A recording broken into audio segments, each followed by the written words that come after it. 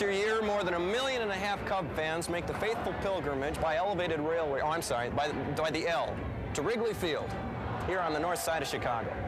They step off the Addison Street Station, and the ballpark's it's right there. It's only a block away.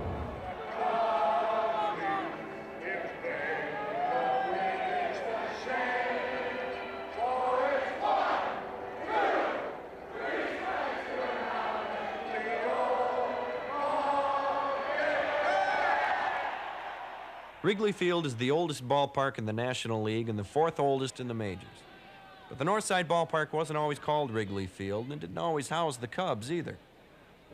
In 1914, Chicago restaurant chain owner Charles Wiegman co-founded the ill-fated Federal League, an upstart competitor to the major leagues. That year, he hired architect Zachary Taylor Davis to build a new ballpark for his own Federal League entry, the Chicago Whales. The newly christened Wiegman Field opened on April 23, 1914, and was one of the finest in the country, with a single-deck seating capacity of 14,000. The Chicago Whales played there only 2 years before the Renegade League folded. Wiegman got the National League team, the Cubs, as part of his settlement and moved them into his own ballpark where they still play. The park became known as Cubs Park in 1920 after chewing gum magnate William Wrigley Jr. purchased the team from Wiegman. In 1926, Wrigley added a new upper deck to enlarge the seating capacity and renamed the ballpark Wrigley Field. After the elder Wrigley died in 1932, his son Philip K. Wrigley assumed ownership. Phil Wrigley was particularly visionary when he took over the ball club in the early 30s from his father. After that, the Cubs began to go real well. If you realize they had pennants in 29, 32, 35, 38, 45. And this was all during Phil Wrigley's time.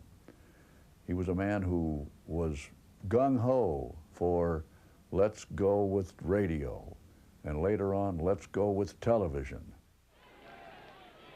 The 1930s were rollicking times at Wrigley Field despite the Depression.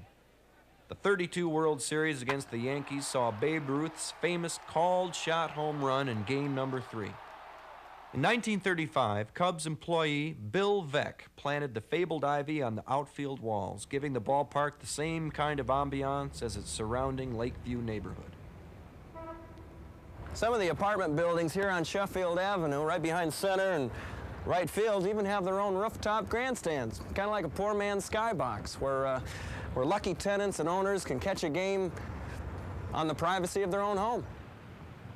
To sit in Wrigley Field and look across the street during the game and see the fans on the rooftops, or to go outside the ballpark after a game and see a rock band there playing a kind of impromptu concert. All of this kind of street life adds to the vitality of the city itself, but it also makes the ballpark a kind of more magical place. I do know this, that it's a wonderful little neighborhood. You got restaurants, you got bars, which I'm interested in, and it's a lovely place when you leave the ballpark to have something to do, somebody to talk to. I love that. It was a park that was built in a very unique area there. It's close to a community. It's like it's like an apartment building or home in the community, and you have to really be a part of that. Unlike other parks, where the park is usually off the downtown area. I mean, you zip right in to Riverfront Stadium, watch the game, you zip right back on the expressways, and you back to Kentucky, Indiana, and all the different cities. But Wrigley Field, when you're in there, it's like visiting the family of all the people that live around there. And as a player, you feel a part of the family of the people in that community. In 1937, the ballpark was renovated again. New outfield stands were built and a new scoreboard was constructed.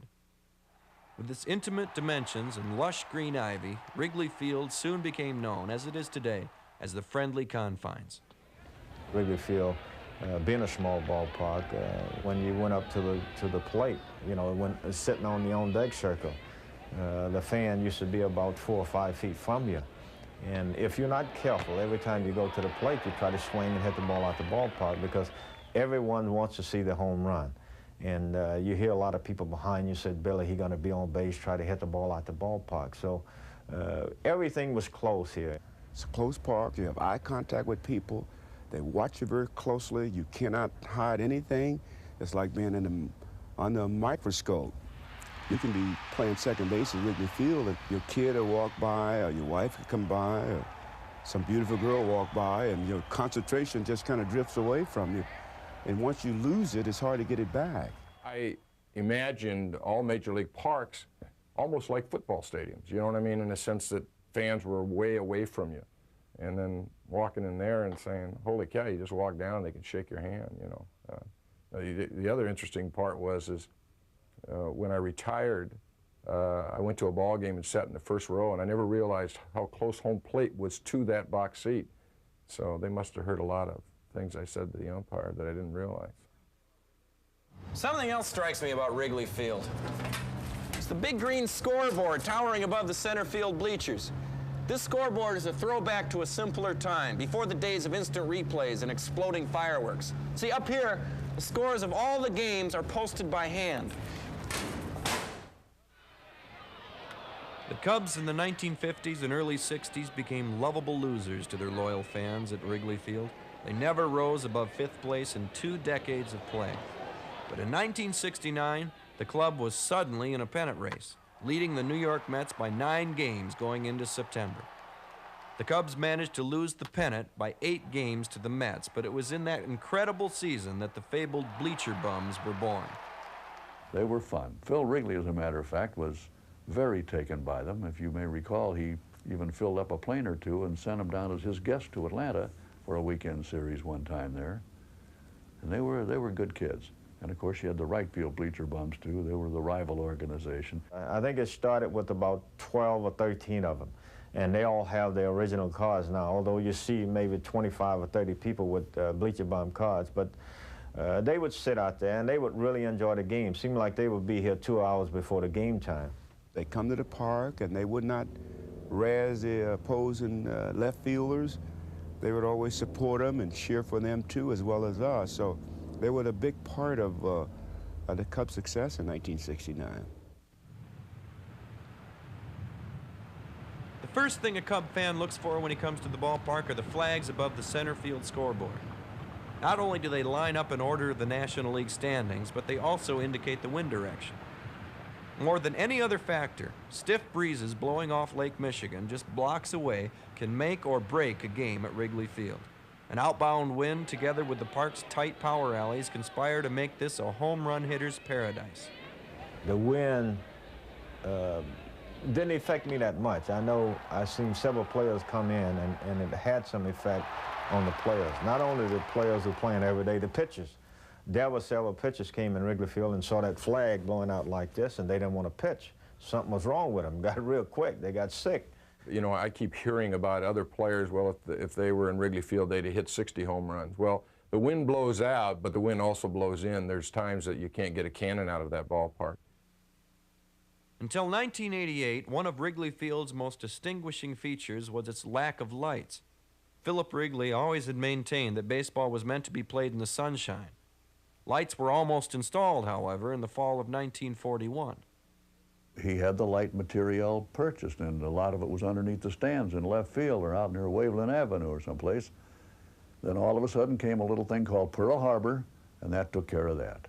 And rather than have that critical material be used for something as comparatively unimportant as baseball, he had his man Jim Gallagher on the phone offering this to the Army engineers, the Navy Seabees, or whoever could really use it.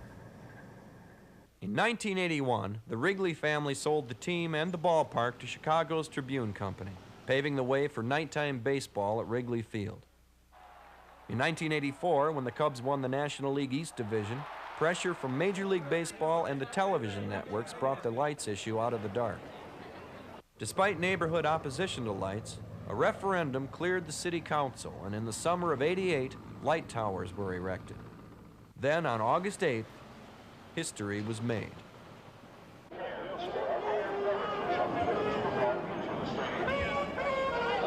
She won the tickets last night in a raffle.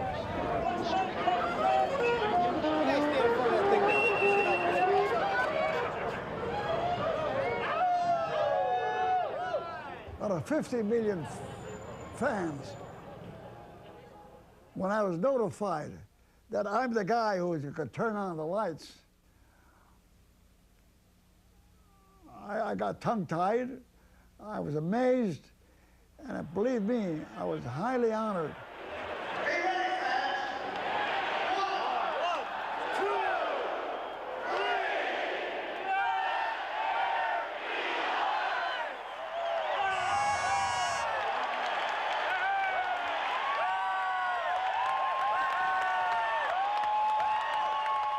When they first turned on those lights out there, I had mixed emotion because I didn't want to see the lights go on and just kill Wrigley Field. But it was good. I enjoyed it. I enjoyed the night games, and a lot of people who came to that first baseball game enjoyed the night game. We definitely made history last year playing the first night game, and you know, I think that it's going to be good. It just gives another time where a fan can come out and watch a ball game.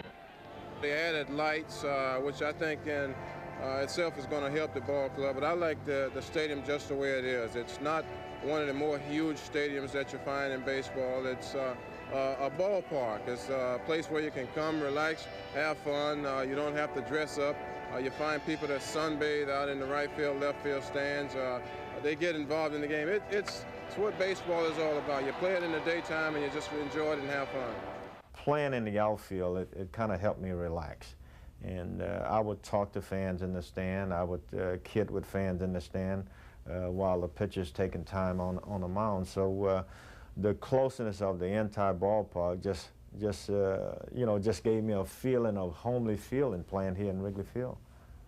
A lot of people I've met brought their children, their grandchildren to the park, and they've grown up, and I've had an opportunity to see them, and it's really a blessing to have played there. And playing for the Cubs or playing for any park that has tradition, you get that continuous family tie, continuous love for you as a person and for the team in which you represented. And mine was the Cubs, and it's just very fulfilling.